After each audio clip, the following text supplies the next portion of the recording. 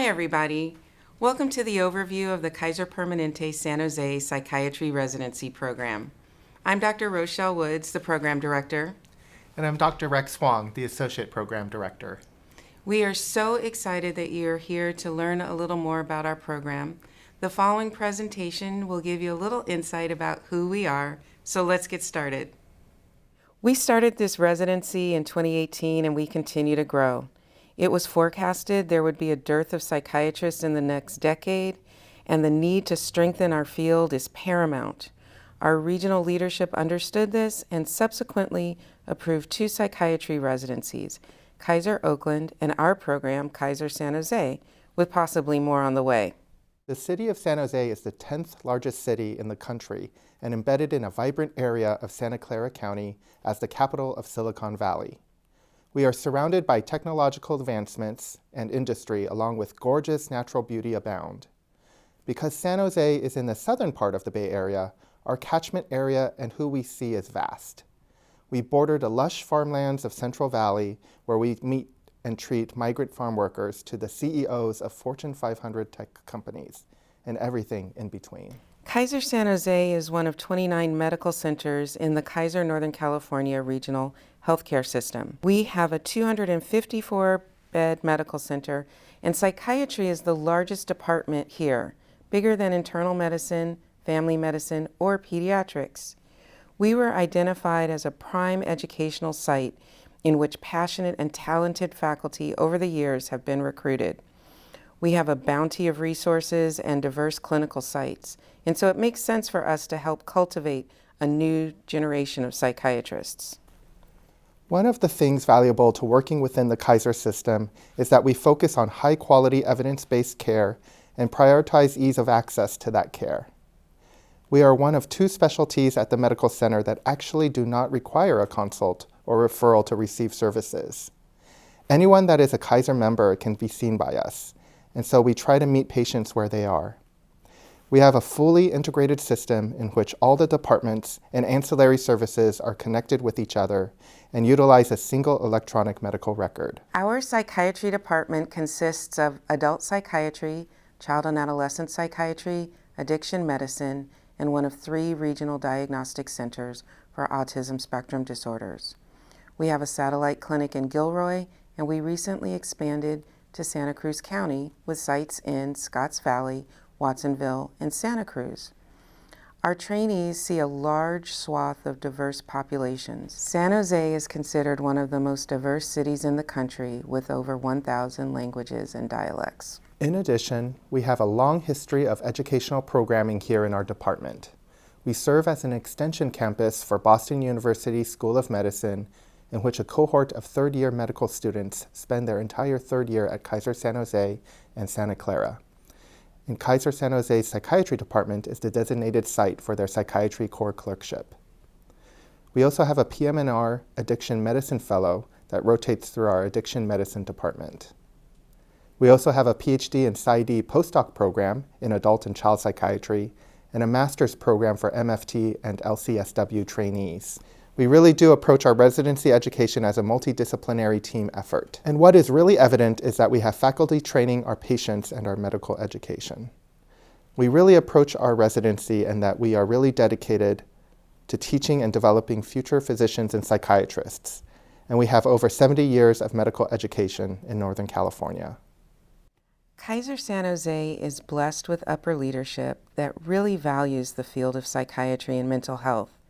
Because of that, we are pervasive and embedded throughout the departments of our medical center. We are present in the emergency room, the hospital, in the departments of pediatrics, adult and family medicine, oncology, OBGYN, infectious diseases, palliative medicine, the medical ethics committee of the medical center, sleep medicine, pain clinic, and addiction medicine is represented in our PM&R and sports medicine department. So let's get into the details of our residency training program. When we began this residency, we defined 6 pillars of our goals of what we want our residents to be at the end of their training. Our residents will be physician leaders, exceptionally skilled clinicians adept at research and scholarly activity, well-versed in the practice of psychotherapy and medical education. They will be lifelong learners, social advocates, not only in mental health, but with their patients that we serve in the community around us. This is an overview of our 4-year schedule. We understand it looks really busy here, but please take a look at our attachment for more details. Each rotation block is 4 weeks long, and so in the academic year, there are 13 4-week blocks. In the first year, our interns do 3 blocks of inpatient medicine, 2 blocks of outpatient medicine. There are 4 blocks of inpatient psychiatry at Kaiser Santa Clara, 2 blocks of addiction psychiatry, and 2 blocks of neurology as consults at Kaiser Santa Clara. The second year is designed to have more exposure to different subspecialties in psychiatry. So as they move forward in their 3rd and 4th year, they will have a better sense of what these specialties are about. In addition to starting their half-day-long longitudinal psychotherapy clinic in PGY2 year, our residents do 12 weeks of continuous child psychiatry, 3 blocks of continuous geriatric psychiatry with exposures to neuropsychology testing, ECT, treating dementia and cognitive disorders. There are also 4 blocks of inpatient psychiatry in the Med Psych unit at Kaiser Fremont. This is a brand new facility built in 2020 that is an 18-bed unit in which residents work one-on-one with psychiatry attendings in a team that includes a medicine attending and an inpatient clinical pharmacist.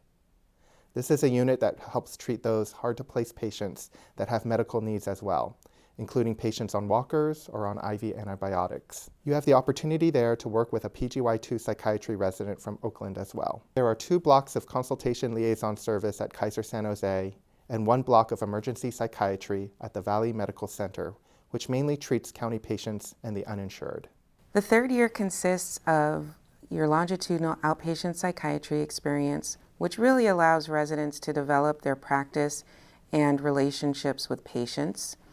In addition to their half-week psychotherapy clinic, the residents will have the option of working between different locations at Kaiser San Jose, Gilroy, Scotts Valley, or Watsonville.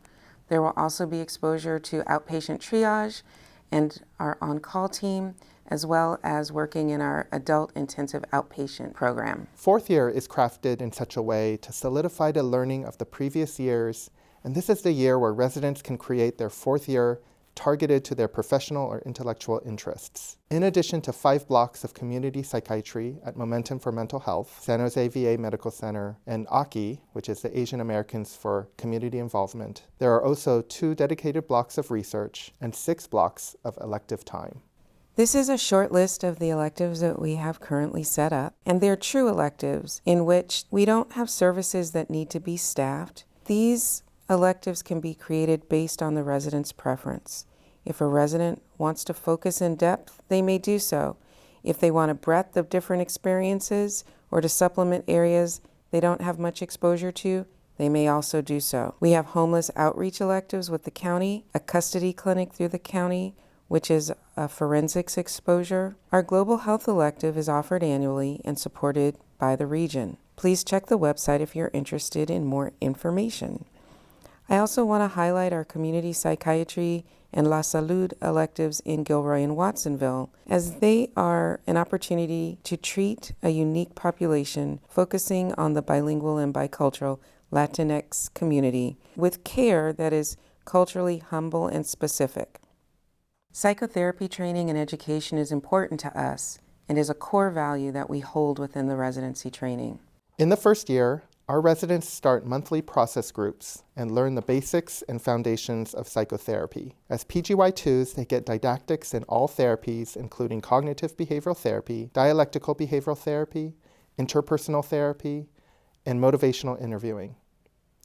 In addition, there are opportunities to participate in interpersonal group therapy and McMaster-style family therapy, as well as other modalities. You continue to work on longitudinal psychotherapy cases and have weekly process groups with your residency class. In your 3rd year, you continue with longitudinal group therapy modalities in DBT, CBT, IPT experiences, and work as group leaders. You will have opportunities to explore other therapies, including EMDR, which is eye movement desensitization and reprocessing therapy for trauma work, PCIT, which is Parent-Child Interactive Therapy, and HRT, Habit Reversal Training.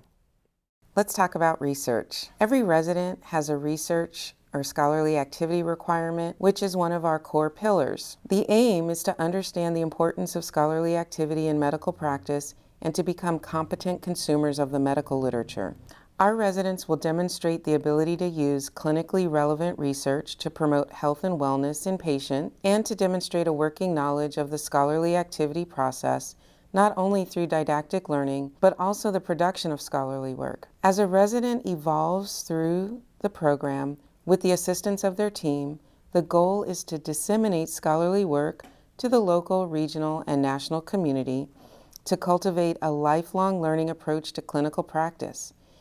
If you go to our resident yearbook, you will see that our PGY 1s and 2s have already been able to accomplish significant scholarly work in their first 2 years of training. So at graduation, every resident will complete a research project and a quality improvement project. They will present at an M&M conference, present at 2 journal clubs, and present at a grand rounds. And really, our definition of scholarly activity is broad. We really want to focus on the interests and aims of each resident, and so that can be anything from submitting a manuscript to a peer-reviewed journal, or hosting a community outreach program or patient education session, curriculum development, presenting journals, working on our local QI committee at the medical center, and much more.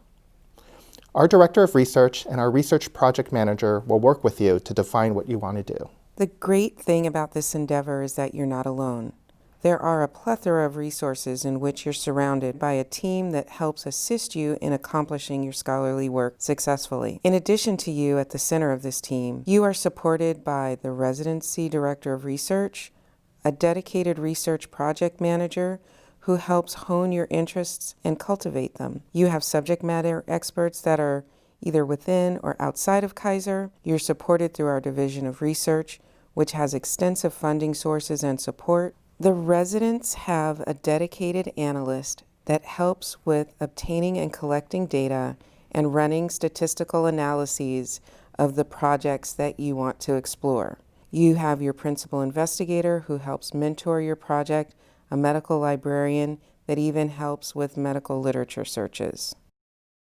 Leadership learning and advocacy is also another core value. As medical educators and leaders, you assist with educating and teaching 3rd and 4th year medical students from the Boston University School of Medicine. Senior residents help mentor junior residents, and there will be ample opportunities to become a chief resident in inpatient, CL, administrative, education, addiction, and community psychiatry. Our residents are in our program education committee, as well as our regional institutional GME committee. We also have a resident representative in each PGY level in our education committee, service, and diversity committee. In alignment with our medical center, we have partnered with several organizations in the community. Currently, we are working with AKI, Asian Americans for Community Involvement, community clinic that provides primary care as well as mental health care. We are developing connections with NAMI, YMCA, and the Bill Wilson Center. We also encourage our residents to develop outreach and community service projects. Every year, as a residency program, we participate in the medical center's Martin Luther King Day of Service and other volunteer activities that occur throughout the year.